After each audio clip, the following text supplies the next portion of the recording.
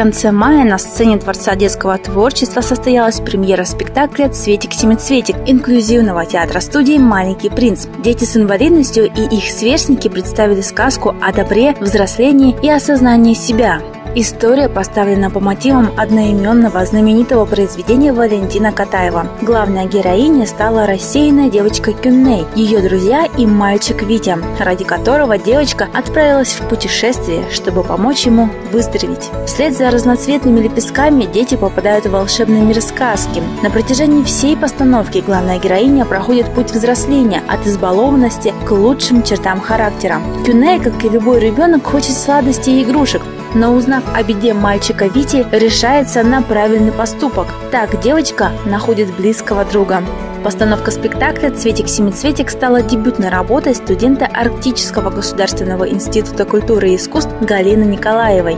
Это сказка о доброте, о ценности в жизни. Эта сказка очень похожа на самих ребят, на историю самих ребят, поэтому мы выбрали эту сказку. С марта начинали. И с марте фестиваля «Бриллиантовые нотки» мы выиграли лауреат первой степени. И вот с мая каждый раз в эту постановку я вложила душу. Именно раскрытие талантов детей, именно всех детей, а не только каждый раз одних и тех же.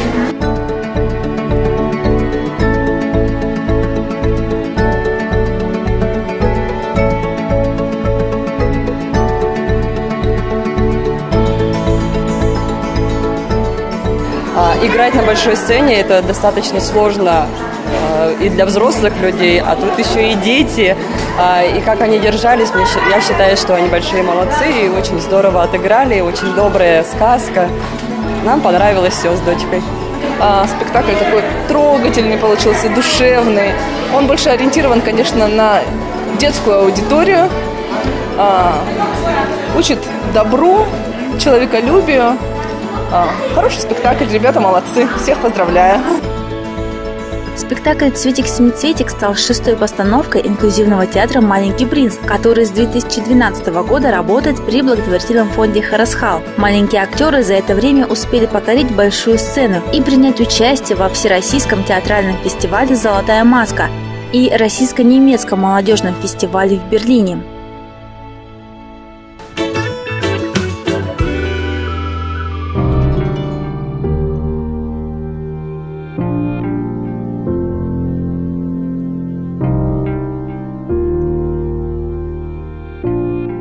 Много цветов таких очень редких, красивых и больше зелени, чем цветов. Стеклянное сооружение в виде теплицы, много цветов разных. Цветы, зелень. Много желтых цветов. Чувствую неимоверный простор, разнообразнейшее количество цветов, разных цветов, всех цветов радуги, можно сказать. И почему-то у меня ассоциация идет именно вот жужжание пчел. Получается освежающая прохлада, но в то же время обвивает такой легкий, очень даже теплый ветерок. И, конечно же, солнце, зелень. Пасмурная погода, большие волны, серые облака. Море бушует, из-под туч выходит радуга. Там очень пахнет вкусно морозом, свежестью и морем. Синее-синее небо сливается с морем. Для меня, во-первых, это пляж, предвечерний час. От моря идет теплое дуновение ветра. Солнце вот-вот скоро взойдет, но все еще как бы день в своей силе. Галечное шуршание, спокойствие, умиротворение и постепенные нарастающие волны.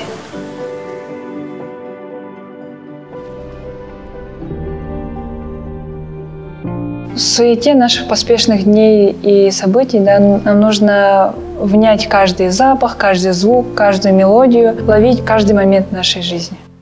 Сначала я не воспринимала, наверное, потому что я не знала, о чем будет этот социальный ролик.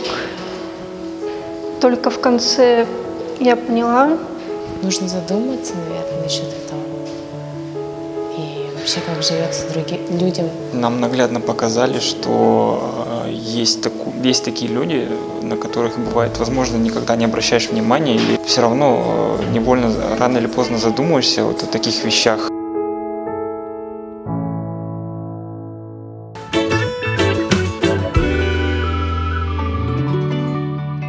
Для всех жителей Якутска прошло всероссийское мероприятие «Зеленый марафон Сбербанка» на стадионе «Юность». В этом году «Зеленый марафон» прошел в 60 городах России. В нашем городе акция проходит уже в 3-й раз. В массовом забеге спорта и здорового образа жизни приняло участие около 640 человек. Также в рамках «Зеленого марафона» была подготовлена культурная и развлекательная программа для участников акции.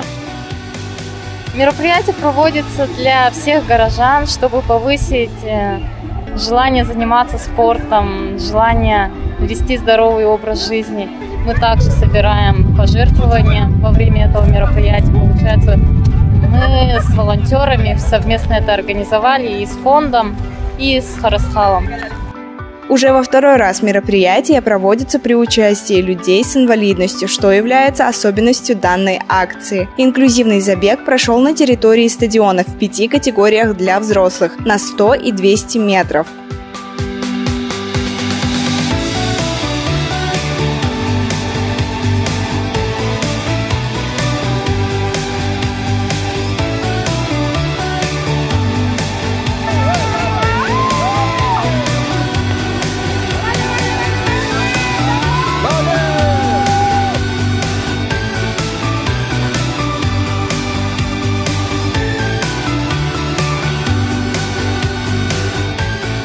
Самое главное – это поддержание здоровья, активный образ жизни. Укрепить здоровье, укрепить связи с общественностью и просто получить удовольствие для нас.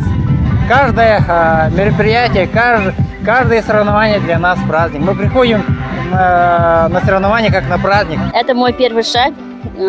Дальше до 15 июня будет спартакиада республиканская для инвалидов. Еще, если путевку получу, то поеду в АМГЕ, Игры народов. Я целый год тренировался. В каком-то году тренировался. Потом много медалей получил. Поэтому я сюда пришел. Марафон проходит под лозунгом «Бежим со смыслом». Все участники во всех городах делают доброе дело. Так, в Якутске в рамках марафона был организован сбор средств совместно с фондом Харасхал для Васильева Антона 2017 года рождения с диагнозом «Детский церебральный паралич». Этим летом Толя едет на лечение и реабилитацию в город Харбин. Во время «Зеленого марафона» было собрано около 30 300 рублей. «Зеленый марафон» послужил еще одной ступенью для внедрения инклюзии в нашем городе.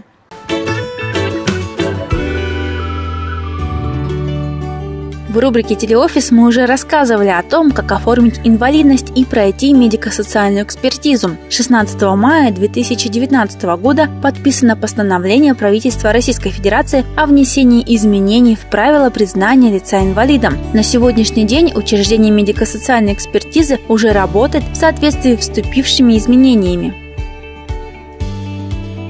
То есть гражданин обращается в медицинскую организацию, где с его согласия оформляют направление на медико-социальную экспертизу. И после этого ему к нам приходить не нужно. Сама медицинская организация направляет к нам направление на медико-социальную экспертизу. И после того, как к нам придут эти документы из медицинской организации, наши учреждения, специалисты, изучают эти документы и приглашают гражданина уже непосредственно только в день проведения медико-социальной экспертизы.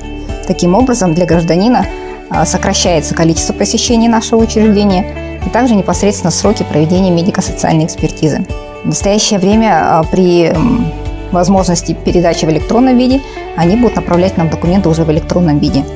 Получение направления на медико-социальную экспертизу согласием гражданина, его законного или уполномоченного представителя будет достаточно для проведения медико-социальной экспертизы, и дополнительного заявления о его проведении не потребуется. Это позволит сократить сроки установления инвалидности, упростив процедуру обращения гражданина в учреждение медико-социальной экспертизы, поскольку для начала освидетельствования не нужно будет ждать обращения гражданина в бюро с целью подачи им заявления. Кроме этого, все равно осталась возможность обращения в нашу медико-социальную экспертизу по заявлению гражданина в случаях, когда не требуется заполнение направления на медико-социальную экспертизу. Направление на медико-социальную экспертизу не требуется в случае, если гражданину необходимо получить дубликат справки, либо если у него изменились персональные данные, он также может по заявлению обратиться к нам или для получения знака «инвалид».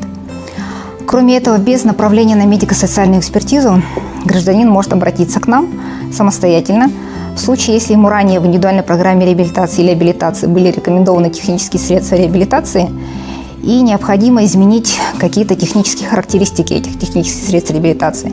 Например, если ребенку было выписано кресло-коляска, а он вырос, и необходимо изменить параметры кресла-коляски. Для этого направление на медико-социальную экспертизу не требуется, то есть заявление от родителей, и уже без проведения МС мы вносим изменения в ранее выданную индивидуальную программу реабилитации.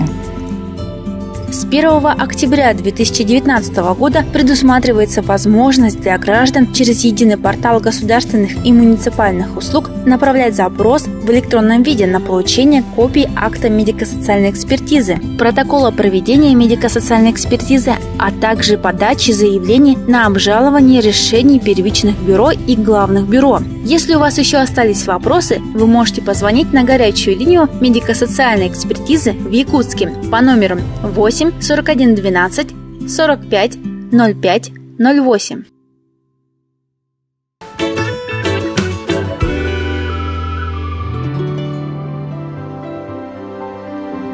Мин кырабыттан билерим.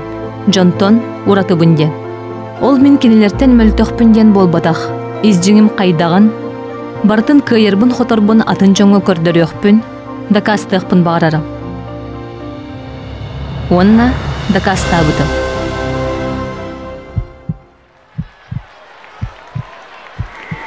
Маннык ситихиге кыйыга хотууга кайдах тийбиппин кепсетакка ухун.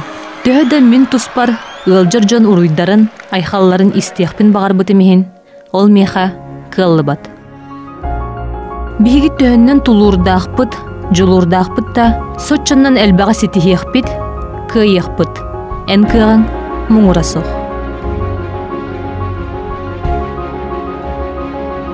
Мин олохпар сыллаахпын, соруктаахпын. Мин болого таптыбын. Оттанен